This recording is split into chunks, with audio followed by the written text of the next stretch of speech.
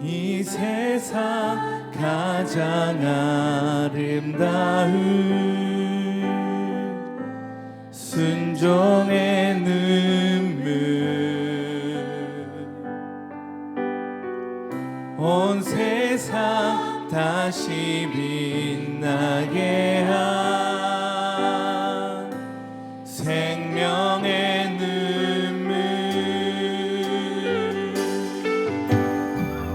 그가 이 땅에 오신 이유 죽어야 살게 되고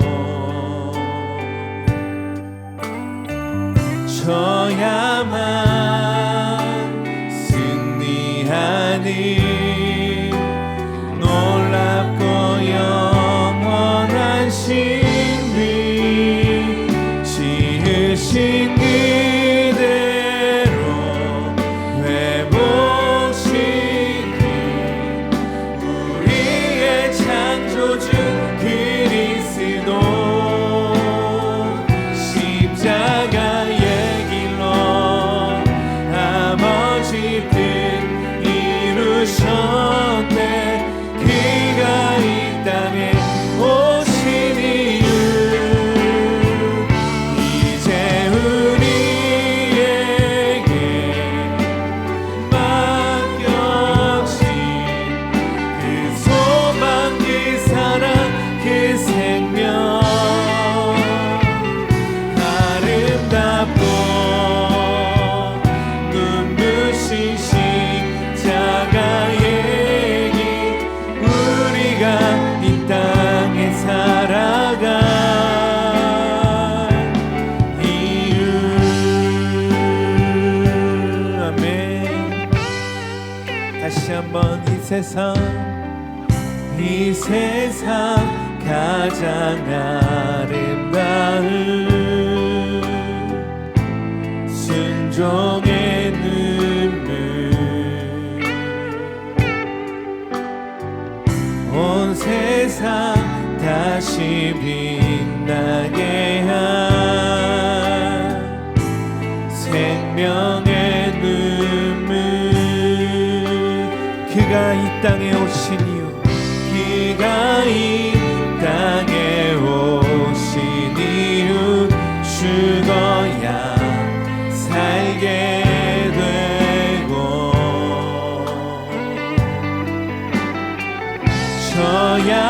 져야만 승리하는 놀랍고 영원한 신비 아멘 지으신 그대로 회복시킨 우리의 창조주 그리스도 십자가의 길로 아버지 뜻 이루셨네 그가 이 땅에 오신 이유 이제 우리에게 맡겨진 그 소망 그 사랑 그 생명 아름답고 눈부신 십자가의 길 우리가 이 땅에 살아갈 이유 주신 주님 앞에 한 번 더 믿음의 고백 올려드립시다. 지으신 그대 회복시킨 우리의 창조주 그리스도 십자가의 길로 아버지 뜻 이루셨네 그가 이 땅에 오신 이유 이제 우리에게 맡겨진 그 소망 그 사랑 그 생명 아름답고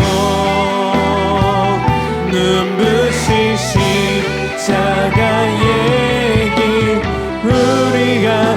땅에 살아가. 아멘. 우리 삶의 이유 되시는 주님, 그 주님이 이 땅에 오심을 기뻐하며 우리 큰 박수로 주님 앞에 올려드릴 때 하나님 영광 받으소서. 홀로 높임 받아 주옵소서. 할렐루야. 오늘 숨을 쉬는 것 감사, 나를 구원하신 것 감사, 내 뜻대로 안 돼도 주가 인도하신 것 모든 것 감사, 내게 주신 모든 것 감사, 때론 가져가심도 감사, 내게 고난 주셔서 주 뜻 알게 하신 것 모든 것 감사. 주님 감사해요. 주님 감사해요. 내가 여기까지 온 것도 은혜입니다. 주님 감사해요. 주님 감사해요. 나를 사랑하신 주 사랑 감사합니다. 항상 주 안에 있음 감사, 참된 소망 주심도 감사, 나 같은 사람도 자녀 삼아 주신 것 모든 것. 우리 함께 자리에서 일어나 찬양하시겠습니다. 주님 감사해요. 주님 감사해요. 내가 여기까지 온 것도 은혜입니다. 주님 감사해요. 주님 감사해요. 나를 사랑하신 주 사랑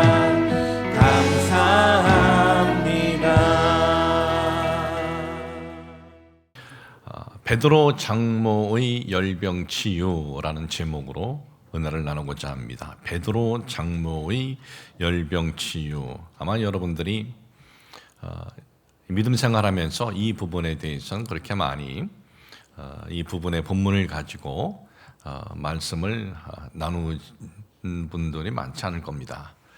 예수님께서 공생의 사역을 하시면서 많은 이들을 치유해 주셨습니다. 그런데 주님으로부터 치유를 받는 이들을 보면은 아픈 본인들이 직접 주님 앞에 나옵니다. 주님, 저를 긍휼히 여겨 주시옵소서, 치유하여 주시옵소서. 그러면 주님께서 네 믿음대로 될지어다, 또는 내가 원하노니 네가 건강하게 되기를 축복하노라. 주님께서 선언하시면 병이 낫는 거예요. 본인들이 직접 이렇게 오지 못하고 사랑하는 이들이 대신 오는 경우도 있습니다. 사랑하는 이들. 우리가 지난주에 은혜를 나누었습니다. 가나안 여인은 흉악한 귀신에 들린 딸을 직접 데리고 올 수가 없었어요. 그래서 엄마만 주님께 나왔습니다. 그리고 이방인 백부장의 경우도 그렇습니다. 그 노예가, 하인이 앓고 있는데 그를 데리고 오지 못하고 백부장만 와서 주님께 간구합니다. 그런데 이 치료받아야 할 본인들이 직접 오지 않아도 주님께서는 그 사랑하는 이들이 와서 하는 고백을 듣고는 치료해 주십니다. 그런데 어느 누구의 간구도 없이 주님께서 직접 그냥 가시는 거예요. 주님이 스스로 가셔서 치유하신 적이 있으셔요. 거라사 지방 무덤가에서 지내던 군대 귀신 들린 자, 그를 치유하실 때 보면 누가 요청한 것도 없습니다. 그냥 주님께서 가셔서 치유해 주신 거예요. 그리고 오늘 읽어드린 이 본문도 보면 열병으로 앓아놓은 베드로의 장모를 치유할 때도 보면 누가 옆에서 주님 좀 치유해 주시죠? 그런 거 없이 주님께서 그냥 직접 가셔서 치유해 주십니다. 그 누구의 강구도 없는데 주님께서 직접 가시는 데에는 주님께서 그 사건을 통해서 전하시고자 하는 주님의 메시지가 있어요. 이 거라사 지방 무덤가에 있었던 그 군대 귀신자는 어떻습니까? 사회적으로도 버림받은 사람, 가족에게도 버림받은 사람이고 또 자기 스스로 몸을 자해하니 자신에게도 버림받은 사람, 그 모든 이들에게 버림받은 한 사람의 영혼이나 수많은 영혼들의 크기가 다르지 않다라는 것을 주님께서 그 제자들에게 직접 몸소 주님이 행하심으로 보여주신 것입니다. 그러면 베드로의 장모 열병을 치유하신 사건은 어떻습니까? 베드로의 강구가 나오지 않습니다. 베드로의 그 아내의 강구도 나오지 않습니다. 복음서 마태, 마가, 누가 이 세 복음서에 보면 베드로의 장모의 열병을 치유한 사건이 있는데 여기서 베드로의 강구도 기록되어 있지 않고 베드로의 아내의 강구도 기록되어 있지 않습니다. 예수님께서는 굉장히 바쁘게 사역을 하셔요. 회당에서 말씀을 선포하셔요. 그리고 나오셔서 그 바쁜데 베드로의 집에 가신 거예요. 그리고 열병으로 누워있던 베드로 장모를 치유하십니다. 이 짧은 두 구절, 원어, 헬라어 단어, 배열 순서로 읽으면 그 치유 현장에서 일어난 모습이 칸칸으로, 카트로 아주 생생하게 한 그림을 내가 앞에서 보는 것 같이 느낄 수가 있습니다. 헬라어 원어, 이 배열 순서로 재번역을 해보겠습니다. 그리고 들어가셨다 예수께서 베드로의 집 안으로. 그는 그의 장모를 보셨다. 그녀가 누워 있었던 것을, 그리고 그녀가 열이 있는 것을. 그리고 그는 만지셨다 그녀의 손을. 그리고 그녀는 떠나갔다 열이. 그리고 그녀는 일어났다. 그리고 그녀는 그를 섬겼다. 이 헬라어 원어, 이 단어 배열 순서로 재번역해서 읽어드렸습니다. 이 헬라어 원어 배열 순서로 재번역한 이 문장을 갖고 베드로 장모의 열병 치유 사건을 통해서 주님께서 주시고자 하는 메시지가 무엇인가를 알아보도록 하겠습니다. 첫째는 그리고 들어가셨다 예수께서 베드로의 집 안으로, 이거예요. 장모님이 지금 열병으로 앓아 누워 있습니다. 그러면 사이의 마음은 어떻겠습니까? 그 마음에 그 소원이 어떻겠습니까? 참 우리 장모님도 치유가 되었으면, 건강이 회복되었으면, 그런 마음들 아니겠습니까? 그런데 베드로가 주님께 주님, 저희 집으로 가자고 하지 않았는데도 불구하고 주님께서 그 집으로 들어가셨다는 거예요. 회당에서 열심히 말씀을 선포하신 주님께서, 가르치신 주님께서, 그리고 나왔을 때 늘 수많은 무리들이 따랐는데 주님께서는 다 놔두고 베드로의 집으로 가자 하고 하신 거예요. 이게 뭡니까? 주님께서는 베드로의 그 마음, 그 소원, 그가 겉으로 표현하지 않은 그 마음의 소원까지도 주님께서 들어주셨다라는 거예요. 어떤 사람들은 목숨을 걸고 주님께 나옵니다. 한생병자의 경우 자신이 한생병인 걸 알려지면 어떻습니까? 돌에 맞아 죽는 겁니다. 또 12해를 혈류병으로 앓은 여인, 누구든지 그녀가 만지면 안 돼요. 만지면 부정하겠다는 겁니다. 그런데 목숨을 걸고 나와서 주님으로부터 치유를 받아요. 어떤 사람은 목숨 걸고 나오고, 또 누구는 온갖 모욕을 당해도 끝까지 그 믿음을 붙잡고 나가서 치유를 받습니다. 이 가나안 여인의 경우, 너는 개다, 나 개들에게 내가 은혜를 베풀 수 없다, 그런 모욕을 당했어도 그녀는 예 맞습니다, 저 개 맞습니다, 그러나 주인의 밥상에서 떨어지는 그 부스러기 은혜 주세요. 누구는 이런 모욕을 당하면서도 주님 따르겠습니다 했을 때 치유를 받는데, 베드로의 경우는 주님께서 스스로 가자 하고 그 가정에 놀라운 은혜가 임하게 된 거예요. 도대체 이게 뭐예요? 이 사건을 통해서 주님께서 우리들에게 알려주시고자 하는 것이 뭐겠습니까? 그것은 주님을 쫓는 삶, 주님과 함께하는 이에게 임하는 은혜다라는 거예요. 여러분, 주님께서 베드로를 부르십니다. 그때 베드로의 반응은 어떻습니까? 그들이 곧 그물을 버려두고 예수를 따르니라 그랬어요.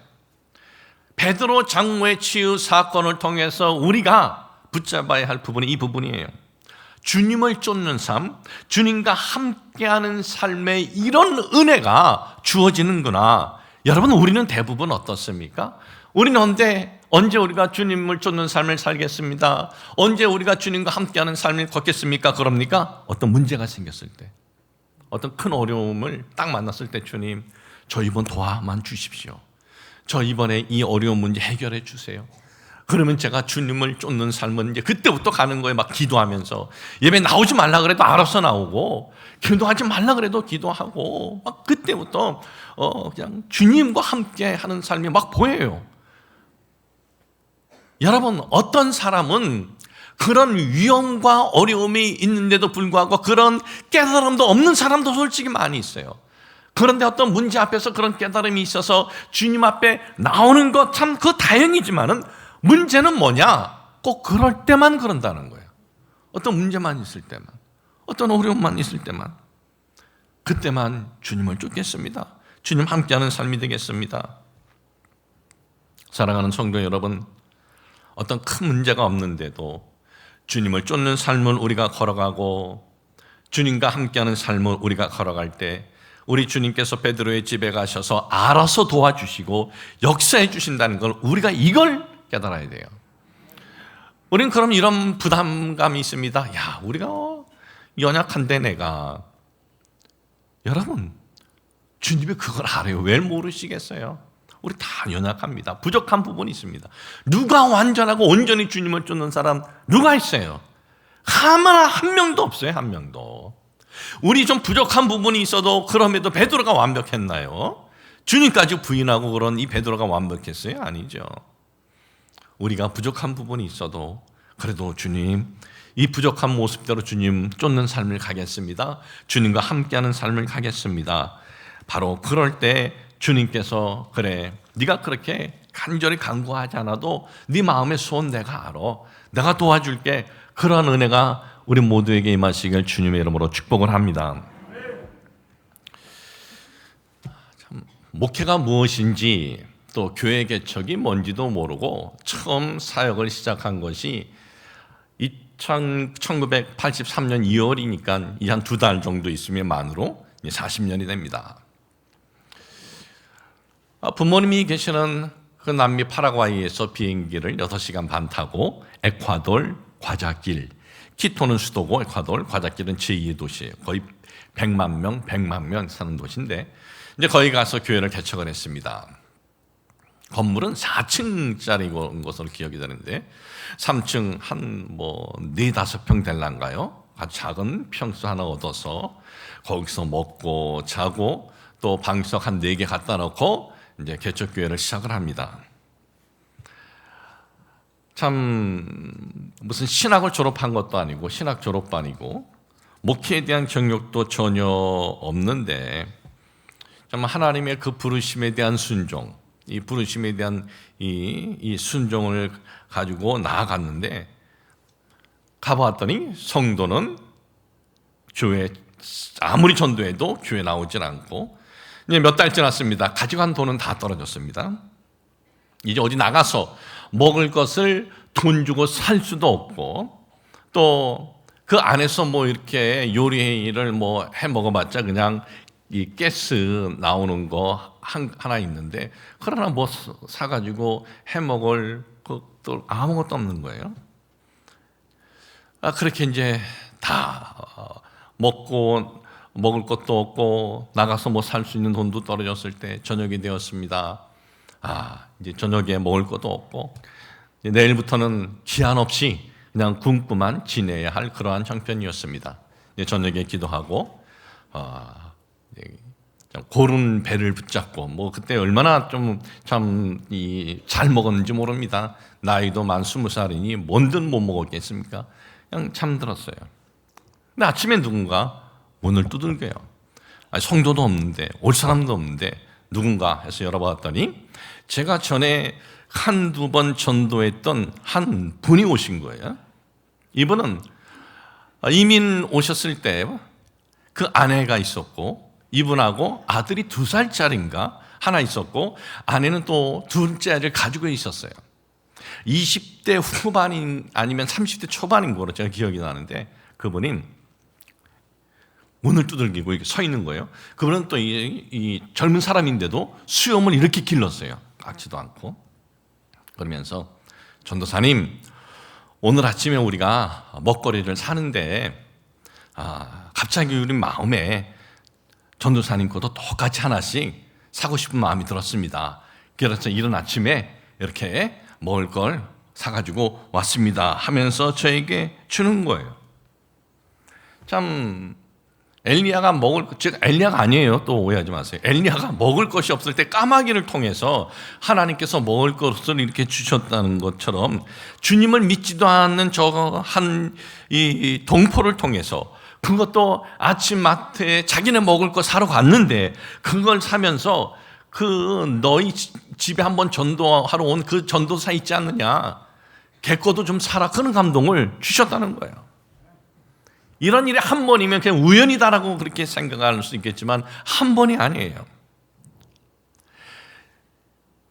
하나님께서 이 성도가 몇 명 될 때까지, 그러니까 굶지 않을 때까지 어떤 일이 있었냐 하면 한 한국 동포집을 찾아갔습니다. 근데 이 사람들은 제가 40년이 돼도 이 얼굴이 뚜렷이 지금 남아있어요. 40년이 돼도. 찾아갔는데 이 집은 장모님하고 그리고 처남하고 아내하고 이분하고 그리고 이 집도 어린 아들이 하나 있었어요. 그렇게 5명이 이제 이민 온 겁니다. 전도하러 갔습니다. 여니까 뭐 같은 동포니까 그 당시 1983년도 그 같은 동포 만나면 굉장히 기쁘거든요. 같은 동포인데 제가 이렇게 교회를 개척을 해서 온 전도사인데 전도하러 왔습니다. 들어오라고 식사를 하는 중이었어요. 아이고 같이 밥 먹자고 그래서 이제 같이 뭐 밥을 주는데 얼마나 또 속으로는 기뻐하면서 괜찮다고 하면서 또 밥을 이제 먹어요. 그래서 전도를 합니다. 근데 복음에 대해서 관심이 없어요. 뭐 교회 나오겠다는 소리도 안 해요. 근데 그분이 저에게 이런 한 문장의 얘기를 하는 것이 지금까지 잊혀지지 않아요. 전도사님, 이곳에 와서 이렇게 좋은 일 하는데 앞으로 배고프면 우리 교회 아무 때나 우리 집에 아무 때나 오세요. 우리가 이 새끼 이렇게 먹는데 전도사님 우리 밥상에 젓가락 하나 숟가락 하나 올려놓으면 되지 않습니까? 그러는 거예요. 젓가락 하나 숟가락 하나 더 올려놓으면 된다는 게 아직까지 잊혀지지 않아요. 개척한 교회가 제가 먹고 살 어떤 헌금이 나올 때까지 그런 일들이 일어난 거예요. 저는 그때 깨달은 게 있습니다. 우리가 좀 부족한 부분이 있어도 내가 주님의 참 말씀을 쫓는 삶을 살고 우리가 주님과 함께하는 삶을 추구할 때 우리 주님께서는 우리를 도와주시고 우리를 책임져 주시고 인도해 주신다라는 것을 잊지 마시길 주님의 이름으로 축복을 합니다. 자, 두 번째는요. 그리고 그는 만지셨다 그녀의 손을, 이렇게 되어 있어요. 열병, 고열이에요. 고열. 근데 우리는 베드로 장모의 고열, 뭐 그게 대단한 병이야? 우리 그렇게 생각을 하는데 그렇지 않아요. 그 시대에는 고열을 잡을 수 있는 약이 없었어요. 오늘날은 뭐 온갖 해열제 다 있죠. 열 나면 그냥 해열제 먹으면 되고 또 열이 좀 심하면 병원 가서 해열 주사를 맞으면 되고, 그 시대는 그런 약이 없었어요. 스스로 열이 스스로 정상이 되든지 잡혀지든지 아니면 민간요법밖에 없는 거예요. 그런데도 열을 잡지 못하면은 이 고열 때문에 회복 불능 상태가 되는 겁니다. 그래서 많은 이들이 고열로 인해서 죽어나갔어요. 베드로의 장모의 이 열병이 그렇게 중한 병이었습니다. 그런데 주님께서 누구를 치료하실 때 보면 보편적으로 말씀으로 치료하세요. 말씀으로. 또는 뭐 아픈 부위를 또 손을 대고 치료해 주시든지. 그런데 베드로 장모의 경우는 너무나 달라요. 그녀의 손을 주님이 잡으셨대요. 여러분, 우리가 살아가면서 어느 누구의 손을 잡을 때 뭐예요? 우리의 마음을 주는 거 아니에요? 내가 당신 이해합니다. 당신 사랑합니다. 그럼 마음을 주는 거 아니에요? 예전에 미국에서 아주 오랫동안 상원의원 계속 나가서 되신 분이 있어요. 그 당시 그 집사님인가 장로님인가 그런데 우리 교회에 와서 간증을 할 때 그분이 그래요. 얼마나 많은 사람들의 유권자와 손을 잡느냐, 거기에 달려 있대요. 손을 딱 잡으면서 나 찍어주세요, 이런 거 아니겠어요? 그런데 주님께서 너무나 친근한 표현을 하시는 거예요. 그러니까 주님께서는 그녀의 병만 고치신 것이 아니라 그녀의 마음을 위로해 주시는 거예요. 그래, 베드로 장모 얼마나 속이 뒤집어졌겠냐. 자, 왜 속이 뒤집어졌겠어요?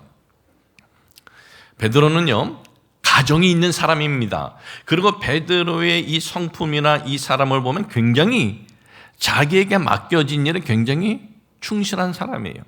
열심히 있는 사람입니다. 이 베드로를 주님과 처음 만났을 때 장면을 보면 베드로는 밤이 새도록 그물로 고기를 잡으려 했지만 못 잡은 거예요. 그러니까 밤이 새도록 이게 뭐냐면 해가 떠서 더 이상 그물을 던질 수 없을 때까지 그물을 던진 거예요. 고기를 잡으려고. 이 사람은 그렇게 자신의 일에 아주 충실한 사람이에요. 이런 충실한 사람이 가정을 돌보며 살아왔습니다. 자기의 배도 있습니다. 그리고 아내의 어머니, 장모님까지 모시고 살았어요. 그런데 보세요. 장모한테도 잘하는 사람이었죠. 그리고 아내에게도 잘하고 가정에 충실한 베드로가 어느 날 이게 머리가 획가닥 돌아버리네. 배를 버리는 거예요. 그물도 버려. 생계도 버려. 집에도 돌아오지 않아. 예수라는 한 젊은 청년을 쫓는 거예요. 여러분의 사이가 그렇다면 장모로서 어떡하겠어요? 속이 뒤집어지지 않겠어요? 미친. 속이 뒤집어지죠. 정말 고열이 날 수밖에 없죠. 열이 속에. 뭐 하는 짓인가? 그러니까 베드로의 장모는 육신의 질병의 치료만 필요했던 것이 아니에요. 마음에 그 상처도 필요했어요. 그래서 주님께서 말로만 선포하신 것이 아니라 손을 딱 잡아주신 거예요. 그래, 내가 네 마음 안다. 네 마음 알아.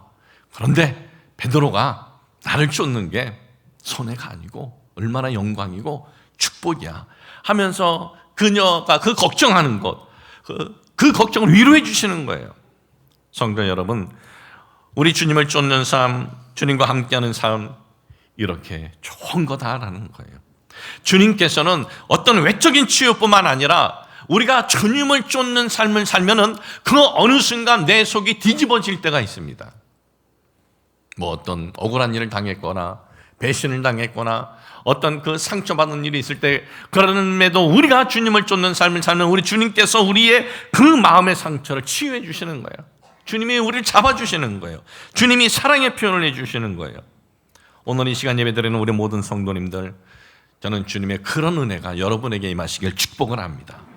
주님께서 그래, 힘들지, 속상하지, 걱정하지 마, 내가 있잖아. 우리 주님의 만지심, 우리 주님의 터치하심의 은혜가 우리 모든 성도님들에게 임하시길 축복을 합니다. 세 번째입니다. 그리고 그녀는 일어났다. 그리고 그녀는 그를 섬겼다. 이 고열로 누워 신음하던 베드로의 장모, 우리 주님께서 손을 다 잡아주시면서 열이 떠나가게 하시고 마음의 상처가 다 치유된 거예요. 그리고 난 다음에 그녀가 그 즉시 회복이 되어서 섬깁니다. 여기서 섬겼다 원어 디아코네이의 원형 디아코네오, 이 의미는 뭐냐? 디아코네오 의미가 있어요. 이 고대 구약 시대에는요, 노예 제도가 있었습니다. 근데 팔려서 온 노예든 아니면 뭐 억지로 잡혀서 끌려온 노예는 두 분류의 노예가 있습니다. 의무적으로 할 수 없이 복종하는 노예가 있었어요. 그리고 또 다른 한 노예는 똑같이 팔려오거나 똑같이 붙잡혀 왔지만은 자발적으로 복종하는 노예가 있었습니다. 그런데 노예들에게는 7년간의 고된 고역이 끝나면 해방이 되는 제도가 있었어요. 노예들 7년 동안 딱 이제 해방이 되었을 때 어떻게 하겠습니까? 노예들이 야 이제 해방이 되었으니 우리 갈 길 가겠다 하면서 자기 갈 길 가는데, 그런데 또 다른 노예는 이런 노예가 있어요. 해방을 됐어도 그는 자기 주인이 너무나 좋은 거예요. 그래서 그 주인 7년이 지났는데도 그를 떠나지 않겠다고 하는 거예요. 나는 당신의 평생 노예가 되겠습니다 하면서 귀걸이를 뚫어요. 구멍을 뚫어요. 당신에게 평생 노예가 되겠습니다. 자발적 노예 디아코네오, 그 어떤 대가도 바라지 않고 나는 당신의 뜻에 맞춰서 아주 나는 기쁨으로 평생으로 당신을 섬깁니다. 이것이 바로 베드로의 장모가 섬겼다 디아코네오, 바로 이런 의미예요. 베드로의 장모가 참 이런 의미로 주님을 섬겼다는 거예요. 우리 주님께서 베드로의 장모의 손을 딱 잡았을 때 그녀는 안 거예요. 여러분, 성자 하나님이 우리를 잡는데 그거 모르겠습니까? 우리가 예배드리다가 성령의 정말 기름 부음만 받아도 우리에게 그런 은혜가 있는데, 성자 하나님이 딱 잡았을 때 베드로의 이 장모는 딱 온 거예요. 아, 이분이 정말 주 다윗의 자손이구나, 메시아구나. 그래서 그분을 통해서 받은 그 은혜에 너무나 감사한 거예요. 정말 너무나 감사해서 그 대가가 아니라 내가 이렇게 수정도니까 수정받은 다음에 날 뭐 해주세요가 아니라 다 드리겠습니다. 이거 더 드리겠습니다.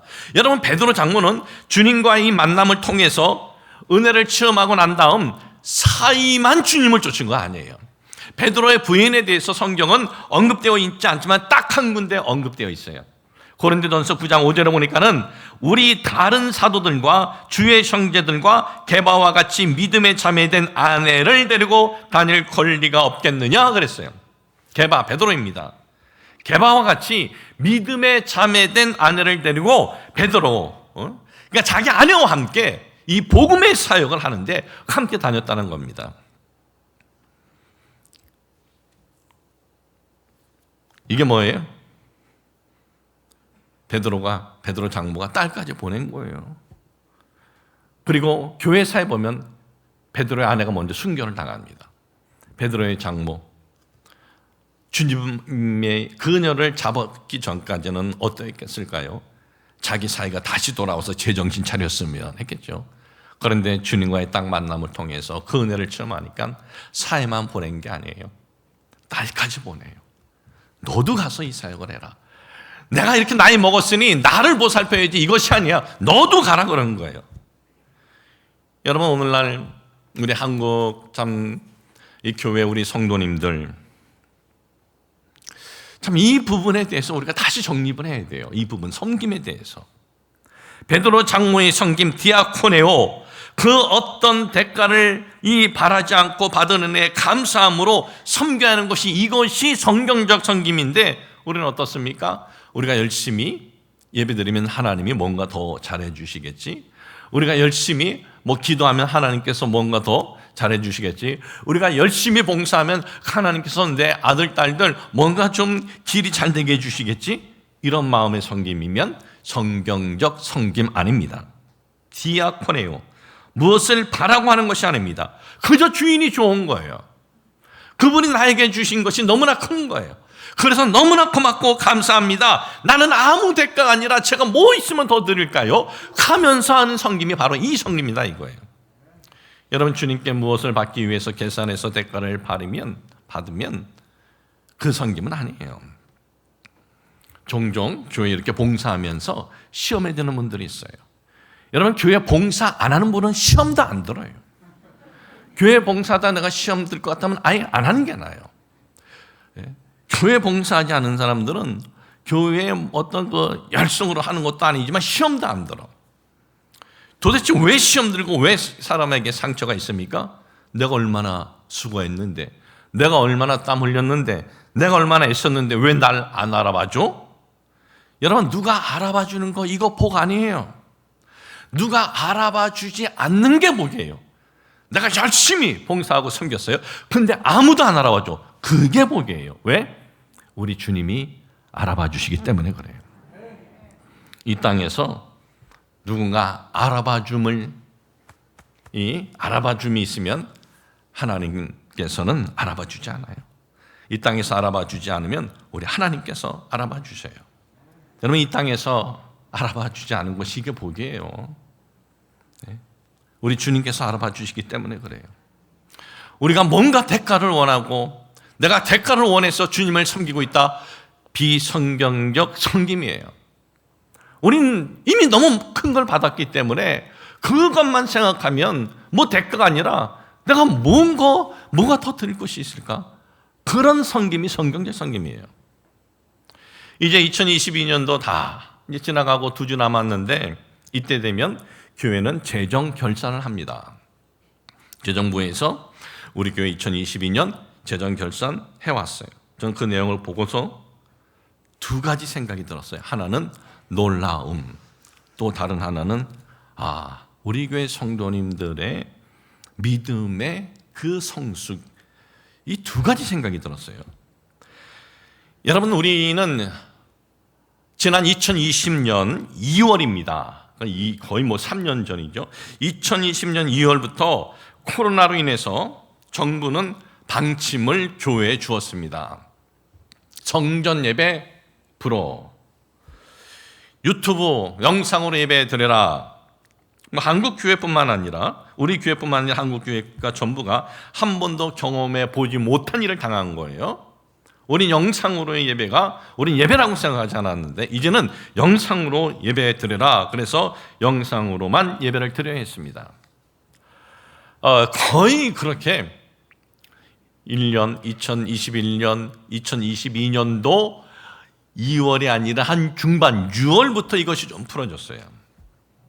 그러니까 거의 2년 6개월 동안 우리가 유튜브로만 예배들을 드렸기 때문에 성전 예배에 대한 그 사모함도 잃어버렸고, 또 그것뿐만 아니라 교회들마다 재정적으로 많은 타격이 있었어요.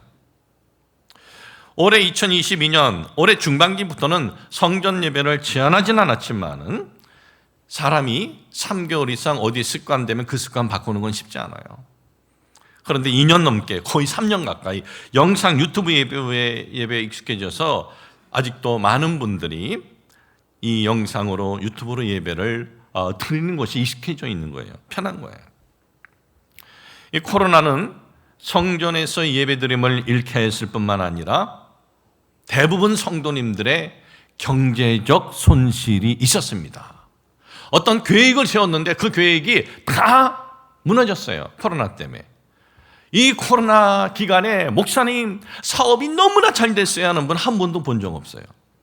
직장이 더 아주 번창해서 그것도 들어본 적이 없고 자영업도 더 잘 들어본 적이 없어요.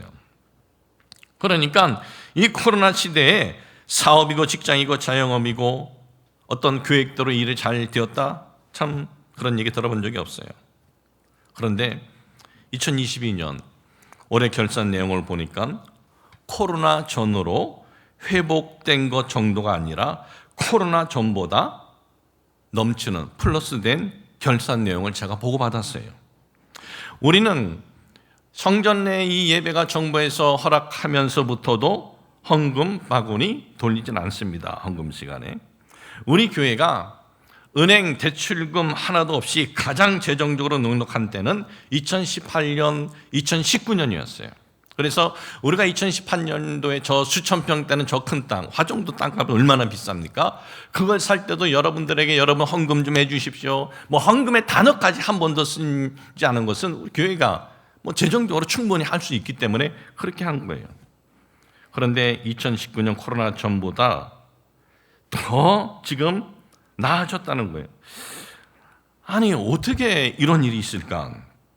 저는 결론은 하나밖에 없는 거예요. 우리 성도님들의 이것이 영적인 색깔이다.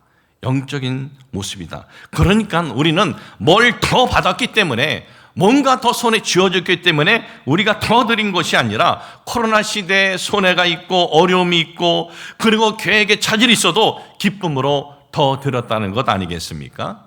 이런 섬김이 바로 디아코네오, 이 성경적 섬김이에요. 사랑하는 성도 여러분, 죄의 열병으로 영원한 고통을 받아야 할 우리들 주님께서 찾아오셔서 살려주셨습니다. 그렇다면 우리는 어떻게 섬겨야 돼요? 어떤 그 대가를 바라고 섬기는 것이 아니라 내가 받은 것이 이렇게 큰데 그 은혜 그저 고맙고 감사해서 기쁨으로 섬겨야 하는 것 아니겠습니까? 오늘 우리가 주님을 섬기는 모습이 바로 베드로 장로처럼 디아코네의 모습이 되시길 주님의 이름으로 축복합니다. 하나님 아버지, 오늘 우리가 어떤 모습으로 어떤 마음으로 우리 주님을 섬기고 있습니까? 받은 은혜 너무 고맙고 감사해서 그 어떤 대가를 바라는 것이 아닌 디아코네오의 섬김이 되게 하여 주옵소서. 예수 그리스도 이름으로 기도합니다. 아멘.